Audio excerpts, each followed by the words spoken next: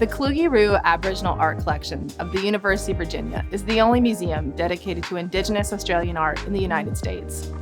Its collection of more than 4,000 objects includes approximately 600 bark paintings. For generations, Indigenous artists from Northern Australia have been harvesting bark from eucalyptus tetradonta trees and painting them with natural pigments sourced from their ancestral homelands.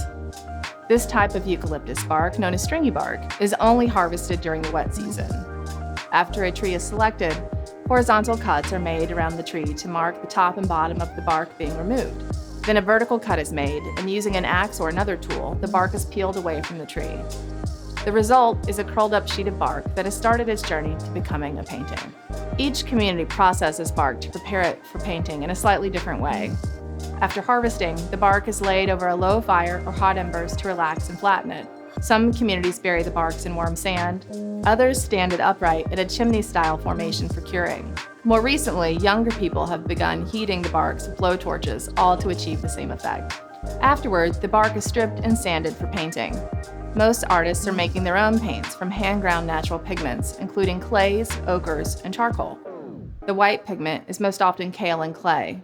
The red and yellow are iron-based oxides, and the black can be either carbon blacks like charcoal, or mineral blacks like manganese ores or manganese dioxide from dry cell batteries.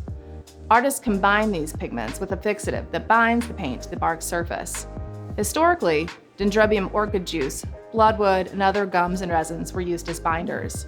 Today, many artists use PVA glue like wood glue in their paint production, while some use commercially available acrylic paints. Artists use a variety of brushes, but often a brush is handmade using a small bundle of human hair attached to a stick or a thin dowel. Bark is hygroscopic, meaning it absorbs moisture from the air. When relative humidity fluctuates, bark expands and contracts as it absorbs and releases moisture. This creates dimensional shift, meaning the bark physically moves and changes in space. The paint film doesn't expand and contract in the same way, and that may result in flaking paint and paint loss. To preserve the integrity of the paint film, Kluge-Ruhe controls the environmental conditions of display and storage locations, keeping the temperature between 68 and 72 degrees Fahrenheit and relative humidity between 45 and 55%. Even minor fluctuations can result in weakening of the bark and destabilization of the paint film. Bark paintings are usually installed vertically, following the grain of the bark, because that's how they're the most stable. The installation techniques we developed are flexible enough to allow the bark to move, whereas other mounts developed in the last several decades are often too rigid, causing unintentional damage such as splitting and cracking. Kluge-Ruhe's approach involves a combination of static and mobile drop clips made by professional mount maker Bill Mead. Depending on the size, the bark rests on 2 to 4 custom L brackets. Drop clips at the top allow the bark to expand vertically along the grain. For larger paintings, custom-designed side-mounted drop clips harness gravity to accommodate the bark's desire to move horizontally. As the bark painting expands and contracts across the wood grain, the slide portion of the mount extends and retracts with the movement of the painting. This allows the bark to move while also ensuring it remains securely attached to the wall. In 2022, Kluge-Ruhe launched Madian, 8 Decades of Aboriginal Australian Bark Painting from Yirrkala, a touring exhibition of bark paintings. For more than 6 years, museum staff collaborated with Yolngu artists and knowledge holders who curated the exhibition. This aligns with the central value at Kluge-Ruhe to respect Indigenous people as the authorities on their own art and culture and to amplify their voices.